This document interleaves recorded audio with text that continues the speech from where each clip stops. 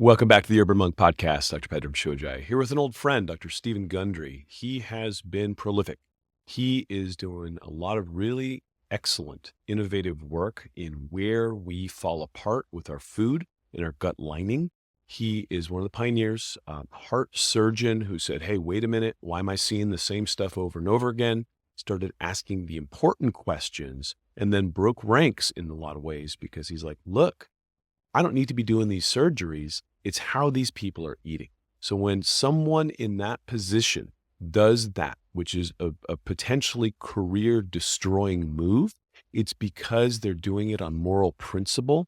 Dr. Gundry's been out there as a pioneer, really trying to fix the way we look at food, the way we look at health in a positive way. I love this guy. Enjoy the podcast. Well, it's certainly good to see you. Welcome to the show. Well, thanks for having me back. Appreciate it. Good to see you. Yeah, it's been a minute, and I love catching up with old friends who are just constantly working, right? You I don't know, you just keep writing books and doing stuff and helping people, and I really appreciate that, right? You got that bug, is you're just researching and sharing. Yeah, and I still see patients 6 days a week, even Saturdays and Sundays, which is, it's like, well, what do I do that for? Well, as I talk about in the book, I'm still like a kid in a candy store, a bad analogy, but, I get to see people heal themselves every day, and I just keep doing it. So, There's a really important distinction in what you said there, which I have a profound amount of respect for. There's a lot of ivory tower medicine. There's a lot of academic medicine. There's a lot of folks saying, well, I come from, Harvard or Stanford, and therefore what I say is important. These guys haven't seen a patient in decades or possibly ever. And that feedback loop of, is it working? Oh man, you didn't sleep. That sucks. There's a lot of biofeedback, if we will, in a clinical setting that informs whether or not our advice is landing, working, and getting the results. So I really appreciate that you're in the clinic still. yeah, a few of my friends who will go, their names will go and mention, will go, well, what the heck are you still seeing patients for? I stopped doing that years ago. You don't need to do that. Well, I do, because you're right. I want to find out if my recommendations, work. I want to measure it, and then I report, and then people can decide. And there's other people who are doctors, MDs, who have actually never seen a patient since medical school and have written the exact same advice for 30 years, despite, the Human Microbiome Project finished in 2017. And yet you'd think that the advice might change based on those findings, but it's still exactly the same party line. And you go, wow, okay. Read a book, dude. I did a 10-part series in 2018 on the microbiome, followed by an 8-part series on the oral microbiome, followed by another 6-part series on the microbiome. And I still don't know anything, right? I mean, I've sat in the room with all the smartest people talking about this stuff, and the science moves as you're looking at it. And so, and look, I know you have been an avid student of this since the plant paradox, since, you've done a lot of, really meaningful work in the space.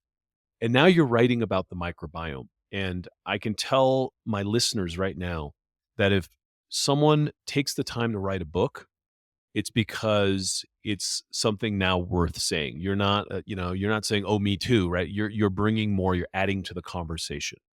So, would love to know what inspired you to say, "You know what? It's time for me to write a book about this." Well, that's a great question. Good introduction. When the plant paradox came out 6.5 years ago, and it was met with critical and popular acclaim, and it's still a big series. I think there's now 7 books in the series, and I thought I knew quite a bit back then, and uh, when it came out,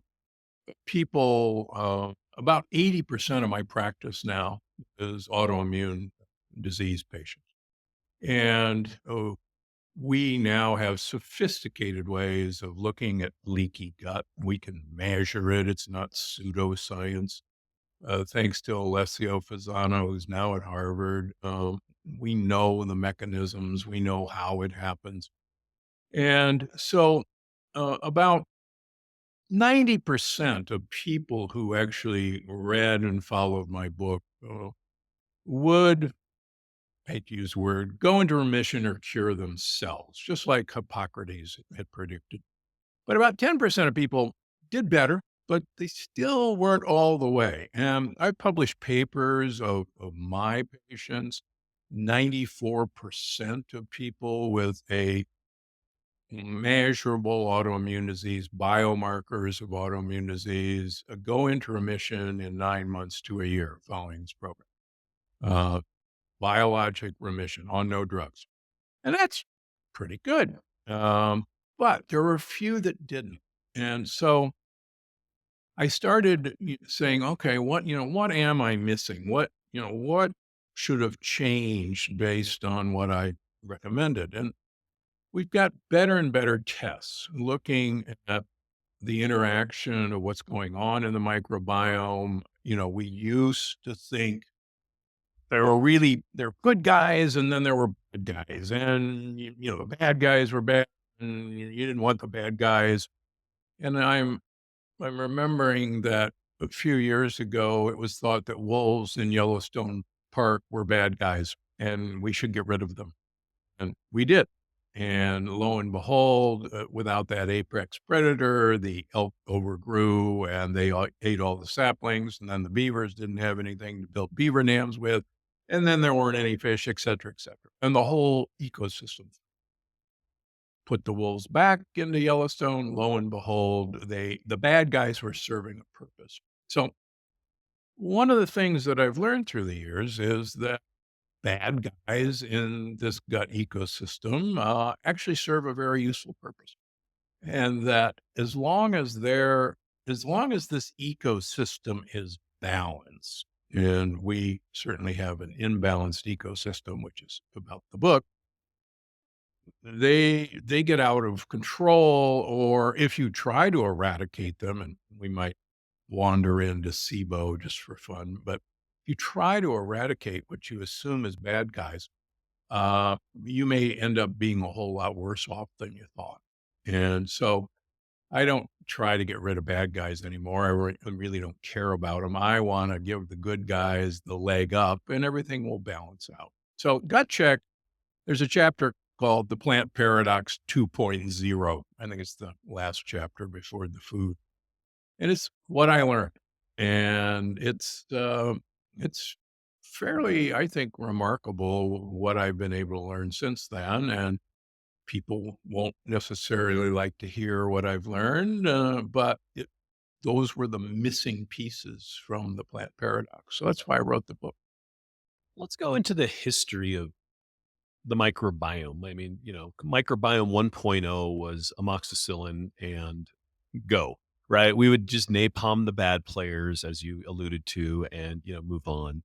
Then we learned that there were some species that were beneficial. And so, hallelujah, acidophilus. And we just started throwing a couple species saying this is going to solve everything. Just eat yogurt.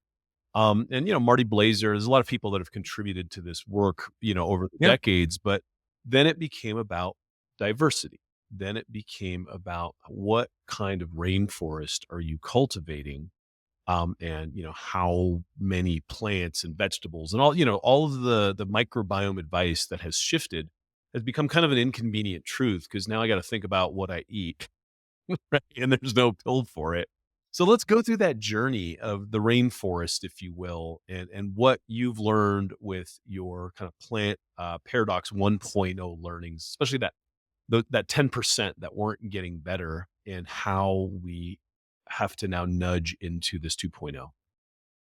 Well, I think one of the eye openers a couple years ago for me was one of the papers that the husband and wife Sonnenberg team out of Stanford published with human volunteers. And the advice has been for quite a long time that we've got to eat a lot of fiber, particularly soluble fiber. because this is what our, I call them gut buddies, want to eat. And that's pretty true, but it's much more nuanced than that. And so what they did was they gave a bunch of volunteers a bunch of soluble fiber. They gave them inulin and watched what happened. And interestingly enough, they didn't have increased gut diversity and they didn't have any drop in their inflammatory markers. So they gave an identical group of people the same soluble fiber, but they also gave them fermented foods, primarily in the forms of yogurt or kefir, um, kraut. And that combination, the fermented foods plus the fiber, resulted in more biodiversity of this rainforest and drop in inflammatory markers. So you go, hmm, it takes two. And that's one of the themes of the book. What's interesting is a lot of these really important bugs that make one of my favorite substances, butyrate, a short chain fatty acid, actually have to have precursors to manufacture butyrate from being fed soluble fiber. They have to have pre short chain fatty acids. They have to have other short chain fatty acids like acetate, vinegar, and it's like in a car assembly line. And if you don't have that set of bacteria, or if you don't have the precursors that these bacteria need to make the final product that we're interested in, it's not going to happen. So I wish it was as simple as we all thought it was, but any ecosystem, and we've got one of the most complex ecosystems anybody's ever heard of or described. Any complex ecosystem, there are so many players that you have to have all the right things or it's not going to happen. And that's a real eye opener. And you have to be aware of that. And so a lot of the book is okay, it takes two. Here's what you need to activate the system. Here's what you need to give the bugs what they need to eat. And basically, help me help you. And feed your friends. It's funny because you alluded to this earlier. Is we have this very kind of capitalistic versus those commies are coming, right? Like we have the good guys and the bad guys always, the cowboys and Indians. Like it's just the way our brains like to bifurcate in structure culturally, right? And we are trying to get out of that. We're trying to get into an ecological model. Some of the talk, the rumblings I hear now, it's like, well, okay, butyrate good, LPS bad, right? And so again, we start getting into this postbiotic world of saying, well, we have the good guys and the bad guys. So you want to feed your good friends and starve your bad friends. And it starts to kind of go down the same tracks, right? But there's this understanding now that LPS or the lipopolysaccharides leading to endotoxemia arguably contribute to up to 50% of chronic disease, like big numbers, big numbers. So True. that is a huge lever for us to be able to pull. That's why I find the microbiome science just fascinating, right? If this one thing leads to 50% of all the stuff that people are going to the hospitals for, why are we not looking at this? And why isn't every, university looking at it? Now the answer is most are. So let's talk about LPS. Let's talk about butyrates. Like you alluded to this place where there's this huge heyday of, pharma's jumping in. Everyone's looking at this saying, here's the big lever. Yeah, I think one of the things the book points out is that you look at any disease process, choose the disease. Hippocrates 2,500 years ago said all disease begins in the gut. The guy was right. How he knew that, I'm still trying to figure out, but he was right. And the good news is all disease can be reversed in the gut. That's why I see patients 6 days a week, because you can. So butyrate has really become one of the holy grails. And butyrate, if you want to talk about depression, butyrate comes right to the forefront. If you want to talk about diabetes, butyrate comes right to the forefront. If you want to talk about cancer, butyrate comes right to the forefront. If you want to talk to dementia, butyrate comes right to the forefront. It's like, holy cow, everywhere I turn, if you look at all these patient populations and look at one of the things that's dramatically different about their microbiome is they lack butyrate producing bugs or have those bugs, but they're not making butyrate, which goes back to my point. You got to give them some precursors to make. So, yeah, butyrate is pretty cool stuff. I think one of the kind of hidden in one of the chapters. I'm not a big fan of the human genome having a huge effect on us. Papers in Nature have shown that the human genome probably affects about 8% of what's going to happen to us. 92% is based on environmental, but more importantly, our bacterial and viral genome, which vastly outnumbers our human genes. Anyhow, one of the startling things when I was researching gut check was I'm supposedly one of the experts on the ApoE4 gene, the quote Alzheimer's gene. And I've become good friends with David Perlmutter and Dale Bredesen. And because of our interest, I got interested in it from a cardiovascular disease standpoint. They, of course, came at it from dementia.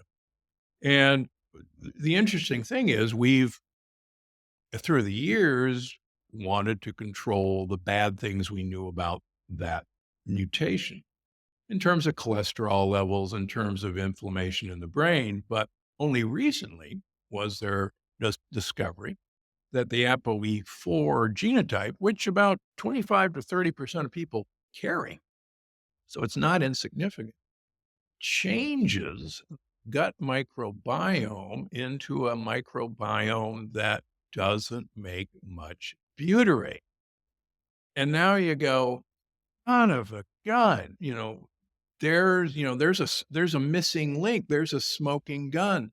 No wonder this gene is such a bad actor because it's suppressing butyrate producing bacteria in the gut.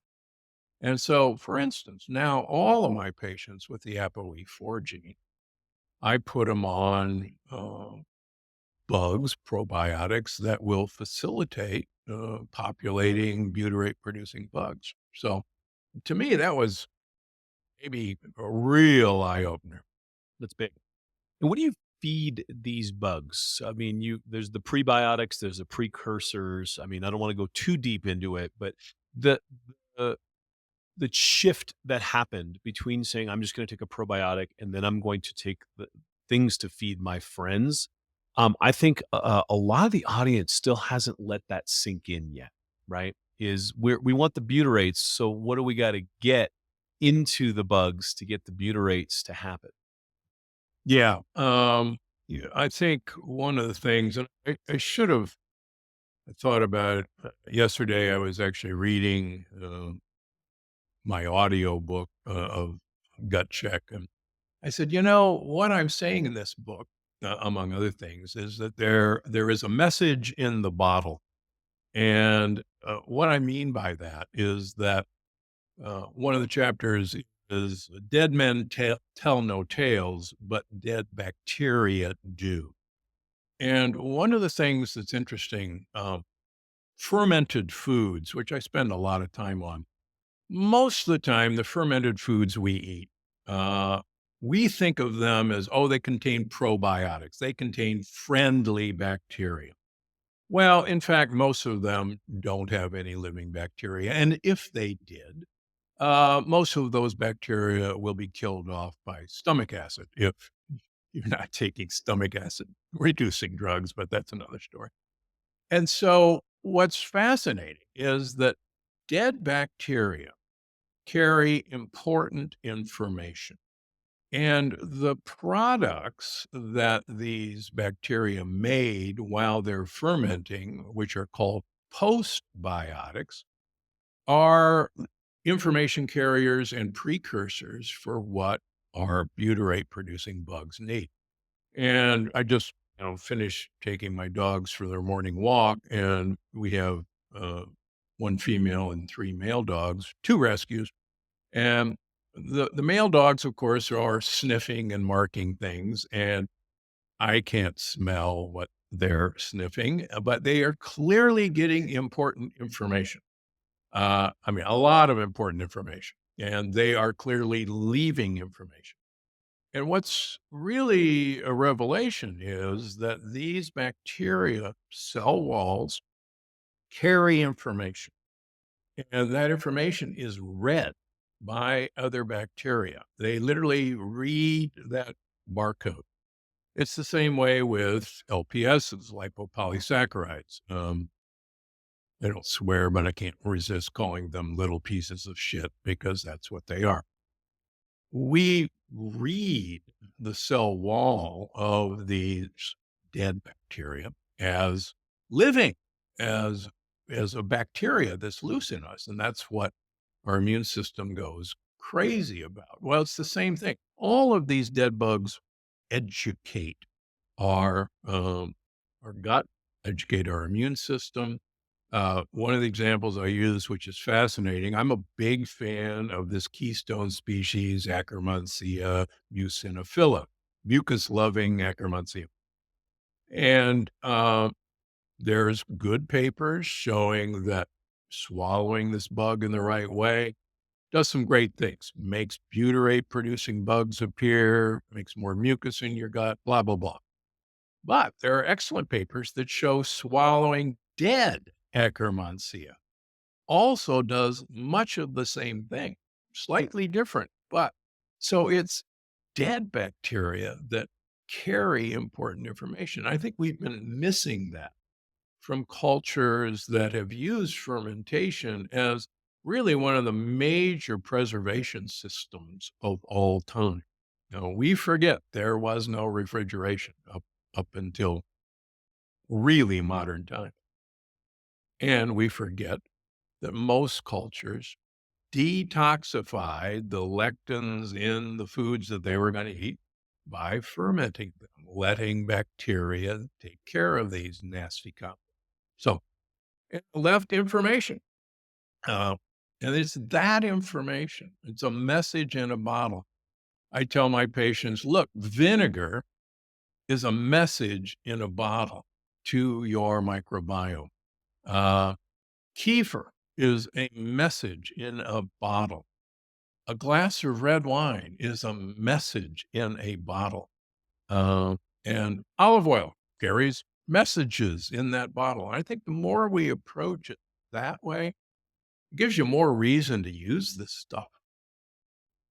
On the other hand, fiery hot Cheetos, Dr. Pepper, you know, That's a bad message in a bottle. those are also messages in bottles, right? They messages. That's exactly right. And Uh, yeah, yeah, let's go talk ahead. about the downstream effects. I mean, you have information. Not all information is created equal to your body. So what does your body do when it recognizes something versus not recognizes something or assumes the thing that it just recognized is poison, a foreign invader, and so let's talk about the wall, the gut lining, because that's a big part of your book. It's a big part of this work. Yeah, when I wrote the longevity paradox a few years ago, one of the things that really impressed me, there's a little worm that's used in longevity studies called C. elegans. And the reason this worm is used is two reasons. Number one, um, it turns out that almost everything that's been discovered using the C. elegans model has been confirmed in higher animals, including us.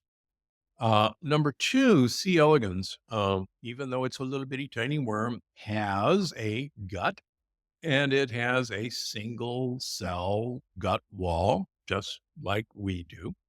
And what really struck me was that as that worm's gut wall, as its border with the outside world, breaks down, is breached, that's when the worm begins to die.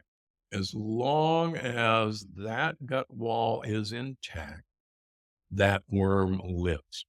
But once that gut wall is breached and the wall begins to fall apart, that's when death ensues.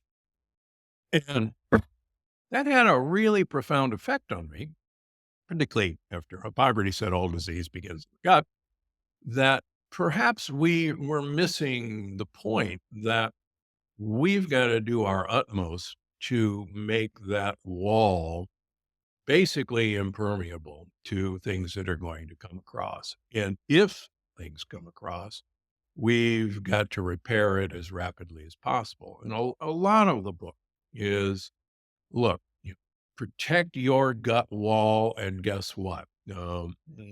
Almost nothing bad is ever going to happen.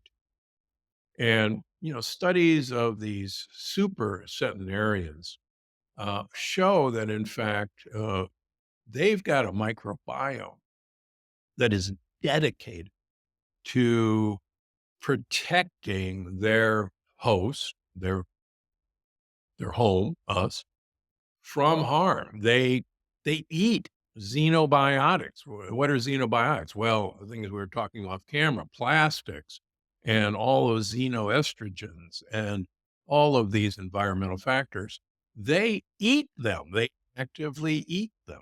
And most of us, those guys are long gone.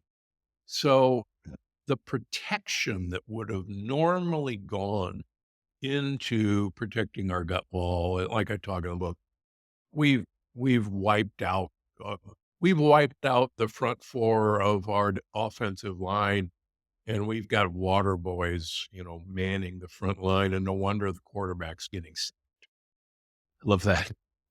Um, the the implication here with the APOE4 gene and what you were alluding to earlier is not missed, right? In that, look, if we're looking at all these markers of dementia, of decline in different systems, but they are somehow tied to the gut wall, the gut lining, and that is the first link in the chain. And then downstream from that, we have all sorts of problems. It makes a lot of sense. So then the question is, where's the Jesus plan, right? Like, how do I get forgiveness for, the Dr. Peppers I did have? How do I build that mucin 2 layer? How do I reinoculate? How do I fix this in mid-age, right? A lot of Americans are like, "Uh-oh, now what? I've been sinning for a very long time." Yeah, I've got a patient here in Santa Barbara who's a great businessman, and he's in his he's in his late 60s now, and he's spent his life building great businesses, and he's really good at it. And he, like many of us, uh, always viewed ourselves as 25-year-old Adonises. And he still views himself as a 25-year-old Adonis, but now things are coming home to roost. For instance, I just got a text from him yesterday saying, "Hey, I've just noticed something. Um, my feet are kind of numb all the time, and what do you think about that?" And I said, "Well, I just what I told you. You have insulin resistance, you have very high insulin levels, you have a very high blood sugar, and guess what? You've got diabetic neuropathy." And he's going, "What?" And I said, "Yeah, remember I told you that it's the fourth quarter. You're at the 2-minute warning, and you're down 21 points." And he said, "Well, I know you told me that." I said, "Well, guess what? You just got a 10-yard penalty. And, now what?" He said, "Okay, I'm really interested now." Well, and this is actually what happened. So the good news is you can, number one, stop the process. And if we catch it early enough, you can reverse the process, which is really exciting. And that's how do you do it? Again, it takes two things. I think there is a place for taking various probiotics. If you want to use a shotgun approach, I don't really have a problem as long as you understand that we're still just scratching the surface. I attend the Microbiota Congress in Paris every year and present. And I mean, every year we find a bug in Japanese patients who love seaweed. and it secretes GLP-1 that keeps them skinny. But it has to have seaweed to eat, otherwise, it won't make it. There's another fascinating bug in Italian raw cheeses that actually does the same thing. But if you pasteurize the milk before you make it into cheese, that bug is killed and you will not get the exact same effect. So it's this incredible minutia that we didn't even know these guys were there 20 years ago. You know, we and now we're going, holy cow, this guy does this and this guy does this. And this guy, like the book said, this guy needs to eat this to do that. Let me use one more example. There's a really good postbiotic called urolithin A, and it's a new darling, and I'm a big fan of it. I don't make it, but urolithin A is a postbiotic. Another way to think of postbiotics is bacterial poops. So this is a compound that's been showed to produce mitophagy, allow mitochondria to eat themselves, repair themselves, and then make a brand new one. It's been shown in humans to increase muscle mass, regardless of what else you're doing. So it's pretty cool stuff. It's made from a precursor called ellagic acid that's present in walnuts, raspberries, and pomegranate. Now, the sad thing is you got to have what looks like 4 different bacteria to take ellagic acid and make it into urolithin A. And each of those bacteria does a little something different. Now, sadly, as I write about in the book, only about 14% of us have those 4 bacteria. So we could drink all the pomegranate juice in the world and we would never make urolithin A. What's fascinating is super old people, 50 to 70% of the super old have those 4 bugs and they make urolithin A. And you go, son of a gun, there's another key to the puzzle. They've got this rich, diverse rainforest that we all once had. And here's how they did it. So then you start looking at these super old peoples, and I've got a whole chapter on the blue zones. And guess what? They're not blue zones, they're white zones. But you look at what these guys do, what they eat, and you start seeing, okay, how did they foster all these different species? And that's a big part of the book. And it comes down to things like polyamines, all these other messages from fermented foods that start bringing these bacteria out of hiding. One last thing I'll say about that, which is one of the good news is about the book. Years ago, I got really interested in, so the reason our gut, the lining of our gut is the same surface area as a tennis court. And some people argue it's 2 tennis courts, but it's big and it's only 1 cell thick. The reason there's so much surface area in our gut is that we have all these roots that really extend into the wall of our gut, like a shag carpet. And these are the microvilli. And these microvilli are lined with 1 cell thick endothelial cells. At the base of these microvilli are what are called crypts. And these crypts basically house 2 things. Number 1, they house stem cells. And those stem cells are there so that if one of these endothelial cell lining is killed or damaged, the stem cell takes over and becomes one of these cells and takes its place. The other reason it's there is a collection of bacteria and a really interesting, diverse collection of bacteria. And they're actually protected in these crypts by our immune system. And they're basically hiding in there. And what can happen under the right circumstances. And I talk about it with vitamin D, for instance. You can, and dangling the food that they want to eat out in front of them, they will come out of those crypts and repopulate your gut. And to me, that's the only hope for us because otherwise we're screwed. Um, so let's call them out. Yeah. Well, then calling them out requires bringing the food that they like and the variety and the diversity.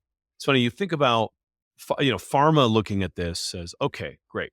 4 bacteria, ellagic acid, 1, 2, 3 system. I'm going to patent this thing and boom, this is a blockbuster, right? I have a new longevity drug. And that's how pharma thinks. And that's how capital thinks in kind of the business of medicine.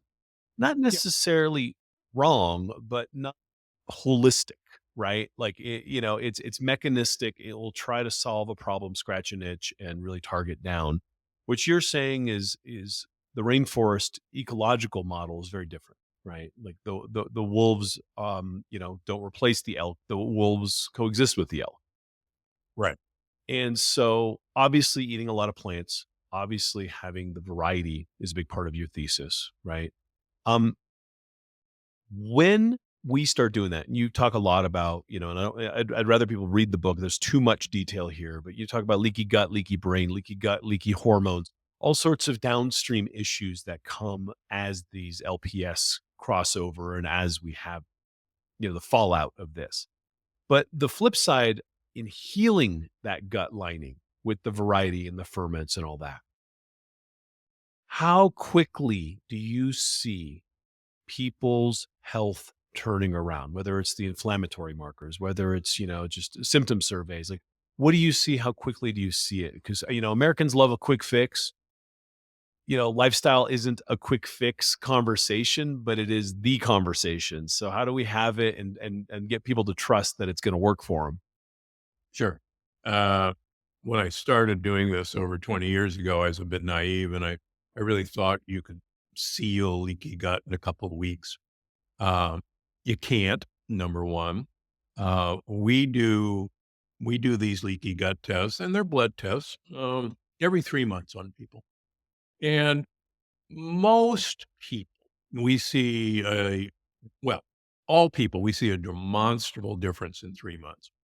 But it takes 9 months to a year to literally seal the gut, and these are people who are very motivated. Again, these are folks, with active autoimmune diseases for the most part and wanna get off their biologic drugs, for really good reasons. So they're very motivated people, but it takes quite a while. Now, the really exciting thing and the carrot on the stick that I hold off for my patients or for anyone who's reading the book is when we start, everyone I see with whatever disease process, you want to choose coronary artery disease, they have leaky. You want to choose mild cognitive impairment, they have leaky. You want to choose cancer, they have leaky. You name it, they got it. Certainly autoimmune. Those patients who have leaky gut, and quite frankly, it's nearly every one of us, uh, all of those patients, 100% of those patients have IgG antibodies to the various components of wheat, rye, barley, and oats. 100%. And some of these people have not been eating gluten for 10 years because of their symptoms. And you go, what the heck? Everybody's got antibodies to gluten, to wheat germ agglutinin, to non gluten wheat protein. What the heck? Well, what's exciting is that as the leaky heals, all those antibodies go away. So that uh, by the time we're done, the immune system has been totally retrained that it isn't worried about those things anymore. Uh, can people go back and start eating wheat? Certainly, most of my patients can safely eat white wheat products like bread or pasta or pizza over in Europe. Um, when they come back here, assuming they're now cured, within weeks, they usually are back to their original complaints. And that brings up something you and I and everybody talks about. There's glyphosate in all of our grain products, in everything. And glyphosate is a great gut disruptor, potentiates gluten being a mischief maker. And we've all said enough about it, but it just keeps getting worse. You know what's funny is as you're saying that, I'm in this conversation. A lot of my listeners are in this conversation. But just the last couple things you talked about. Um, if I post something about leaky gut on Instagram, there's this barrage of quote unquote people that show up and say there's no such thing as leaky gut. You start talking about glyphosate, you get attacked. And so there's an orchestrated troll farm industry that attacks this information because I mean, what you just said, I just want our listeners to tune into that. You talked about 4 or 5 different downstream major diagnoses that cause major problems, and all of those roads led back to fixing a leaky gut and then finding alleviation, right? Downstream. Cor- Correct. Yeah. You're bad for business, doc. Well, I know. When I first did this, I resigned my chairmanship of heart surgery, at Loma University because, I said, geez, I can keep these people away from me. I don't have to operate on them. And, my colleagues said, what the heck? You're trying to put yourself out of business, which I did. Um, and but it works. I've presented papers of 1,000 patients with known coronary artery disease, stents, bypasses, who I followed for over 10 years. And they have a 1.6% incidence at 10 years of a new cardiovascular event. I mean, think about that.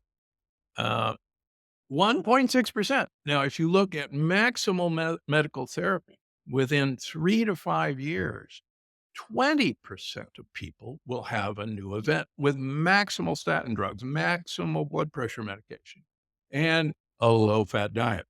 And at 10 years following my program, 1,000 people, 1.6% incidence of a new event. Bad? Not bad at all. Dunking on the other interventions. Yeah. I got a question for you. A lot of folks in the health and wellness industry are noticing kind of a increase in all the spike proteins after the coronavirus and all this, leading to more, whether it's herpes or mono or all sorts of different viral acute things that are starting to come up.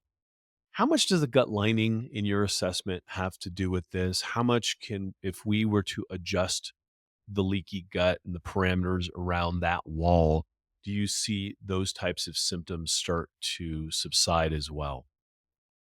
Well, you bring up several good points. We know that one of the kind of unappreciated causes of leaky gut is a viral infection. And the reason we don't know too much about it is because we just have not gotten into the viral microbiome as much yet as we should. But viruses are really good at causing leaky gut. And we forget that in COVID infections, 25-30% of the presentation of an active COVID infection was GI in nature. It was nausea, vomiting, diarrhea, abdominal pain. And I'm one who is convinced that most long COVID comes from leaky gut. And in my clinics, that's exactly what we see. Now, the other thing, I became, I guess, Robert F. Kennedy Jr.'s best friend a couple years ago when I presented a paper at the American Heart Association that these mRNA vaccines dramatically increased vascular inflammation on blood vessels as measured by a very reputable test. Now, that I guess got me into a lot of trouble. There's subsequently been several papers that have confirmed that. So it wasn't just me. I have nothing against these things. But the good news is that most of this inflammation subsides in generally 6 months. I've seen it go as long as 9 months because we follow these every 3 months. But the good news is it subsides. So this message to keep producing the spike protein, thank goodness, at least in our experience, stops. Now, that doesn't help people who keep getting these dumb vaccines. And I do call them dumb. I won't let my patients get the mRNA vaccines. I've seen almost all of my autoimmune patients flare their autoimmune disease after these vaccines. So you're right. This activates the immune system, and the immune system I learned in heart transplant. Anything that activates the immune system in someone who's quiescent with a heart, a baby heart transplant, the immune system starts attacking the heart that was quiet up until something brought it up, and now they just start shooting at everything. So it's no surprise to me that these things, which activate the immune system, cause this mischief. So yeah, I go after leaky gut in these folks, and knock on wood, we've had good success. Yeah. Again, another reason why I like to talk to clinicians who are still in the MASH unit, right? Because you have Right. these things called humans that you get to, watch and observe and learn from as you go. Um, we're running out of time, and there's one chapter in particular that I would be remiss not to talk about. The title is "Cigarettes, Meat, and Cheese: The Secrets of Longevity Are Not What You Think." Um, Tease it for my listeners, if you will, please. What are we talking about here? Well, a lot of times we make the mistake of thinking that something might be good for us, and let's just say, oh, beans and grains are good for us. And a certain journalist has made a career out of saying that blue zones are blue zones because they're both basically vegan, vegetarian, and all they do is eat grains and beans. Um, and a man sees what he wants to see and disregards the rest. Now, what's fascinating about blue zones, and I'm the only nutritionist who has spent most of his career living in a blue zone, and that's Loma Linda, California. So, excuse me, I think I can talk about blue zones. So, the unique thing about blue zones is, first of all, 4 out of the 5 of these blue zones, they are heavy smokers. But it gets more interesting than that. The men are heavy smokers, not the women. And what's fascinating, Sardinia is a great example. About 99% of the men in the blue zone of Sardinia, which is up in the mountains, not down by the water, are smokers. Only about 25% of the women are smokers. And what's interesting is only the mountainous people have increased longevity, but it's the men who pull up the longevity. Men normally die about 7 years earlier than women, but the men outlive the women. And it's, believe it or not, because of the nicotine. And I've written a lot about this. Nicotine is one of the best mitochondrial uncouplers there is. But what happens is people say, oh, they're so healthy that the cigarettes don't bother them. It's the same with the Catawbans. The Catawbans smoke like fiends. They've never had coronary artery disease discovered. They never had a case of cancer. And people say, oh, that's because the Catawbans eat a lot of taro root and a lot of coconut and a lot of fruits and vegetables. And so the smoking doesn't bother them. Well, wait a minute. Maybe, just maybe, a lot of these blue zones, it's because they're smokers. At Chiaroli, the same thing. Now, why do they get away with the smoking? Well, I go in because they're eating a ton of antioxidants. They're eating a ton of polyphenols. So they're suppressing the oxidative stress that comes from smoking. The other thing that's fascinating is that 4 of these 5 blue zones are sheep and goat herders, and they eat a ton of sheep and goat yogurts and sheep and goat cheeses. And it just so happens that 30% of all the fats in sheep and goat milk are medium chain triglycerides, MCTs, and they're really good mitochondrial couplers, which make mitochondria work much better. All of these, 4 of the 5, are sheep herders. In fact, the Nagoyan Peninsula in Costa Rica, the differentiation between that little gerrymandered district and everybody else in Costa Rica is that these guys are sheep herders. Everybody else in Costa Rica eats corn and beans. So do these guys, but there's a beautiful paper showing that the corn and beans are the negative aspect of their diet, and it's the sheep herding that's the positive aspect of their diet that makes the difference. When I came to Loma Linda, I met with the dietitians because about 50% of the calories that were being fed in Loma Linda, California cafeteria at the hospital was fat from cheeses and yogurts. And I'm going, "You're killing my patients. Stop this." And they're going, Sonny, we're some of the longest living people in the world. Shut up and pay attention." And it was all of these animal products, milk products that had been fermented that was actually the benefit. And as I talk about, the fermentation of animal products brings these messages. We eat these messages and it tells our bacteria what to do. Wow. And last but not least, all of these people eat sausages from the animals that they raise or kill. Why do they eat sausages? Because they don't eat a lot of meat, which is very true. But what they do use, they can't eat, so they have to preserve it. And they grind up everything and make it into sausages.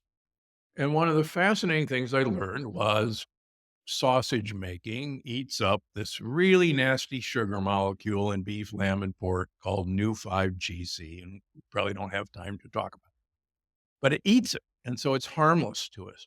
And these fermentation process makes all these other really cool compounds like polyamines, like spermidine, like putrescine, that really do a great job on our bacteria in our gut. And so the hilarious thing is the longest life expectancy on planet Earth is a little country called Andorra, which is between France and Spain up in the Pyrenees Mountains. And guess what?